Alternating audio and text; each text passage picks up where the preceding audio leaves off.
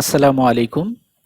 জিআইটিসির ই টুল Excel সিরিজের পঞ্চম পর্বে আমি সোহেল আরও একবার আপনাদের স্বাগত জানাচ্ছি। এ পর্বে আমরা ৫ নম্বর কোয়েশ্চেনটি নিয়ে মূলত আলোচনা করব। আমরা ৫ নম্বর কোয়েশ্চেনে যেটা বলছে আমরা সরাসরি চলে যাই। ৫ নম্বর কোয়েশ্চেনে বলেছে count the number of days. আপনি ওই দিনগুলো গণনা করেন between a leave date and return date. এখানে কিছু লিভ ডেট দেওয়া আছে এবং রিটার্ন ডেট দেওয়া আছে। এই লিভ ডেট এবং রিটার্ন ডেটের মাঝখানে কত দিন আছে সেটা এখানে গণনা করে লিখতে হবে। এবং এটা কিভাবে বের করব, এখানে বলা হচ্ছে ডেজ ফাংশন ব্যবহার করতে হবে। এবং এই ডেজ ফাংশনটা কোথায় ব্যবহার করব, এখানে বলা হচ্ছে D6 থেকে D16, অর্থাৎ D6 থেকে D16 এই ঘরগুলো, প্রত্যেকটা ঘরে আমাদের এই ডেজ ফাংশনটি ব্যবহার করে এই প্রত্যেকের আলাদা আলাদা এই লিভ ডেট এবং রিটার্ন ডেটের পার্থক্য, মানে এই গণনায় লিভ ডেট এবং রিটার্ন ডেটের মধ্যে কতদিন আছে, অর্থাৎ তার মোট কতদিন লিভ ডেজ হয়েছে সেটা বের করতে হবে। তা আমরা প্রথমে জ্যাকেটটা বের করি। এই জন্য জ্যাকের ডেইজের ঘরে আমরা ক্লিক করলাম, সিলেক্ট করলাম। তারপর আমরা চলে যাব ফর্মুলা বক্সে, মানে বারে।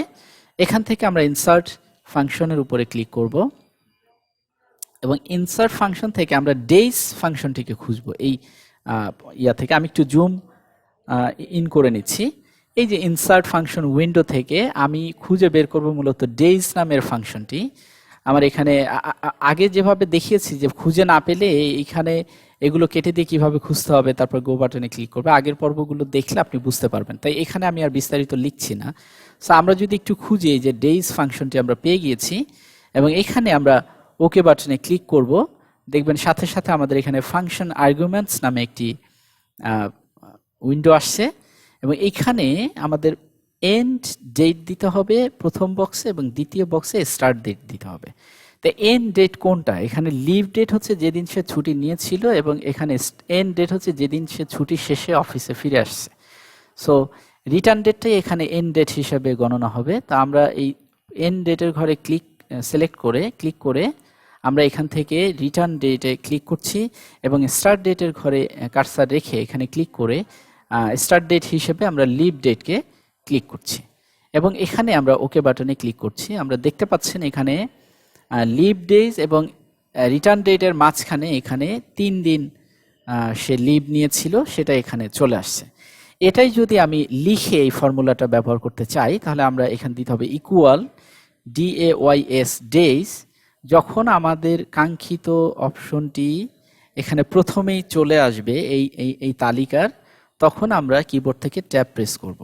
তাহলে এখানে দেখেন ডেইজ তো আসছেই, তার সাথে ব্র্যাকেটেও চলে আসছে এবং এইখানে দেখাচ্ছে প্রথমেই আমাকে কাকে দিতে হবে, এন্ড ডেটকে। আমি বলেছিলাম রিটার্ন ডেটটা এখানে এন্ড ডেট হিসাবে ব্যবহার হবে, তারপর কমা দিয়ে এখানে স্টার্ট ডেটকে ব্যবহার করতে হবে।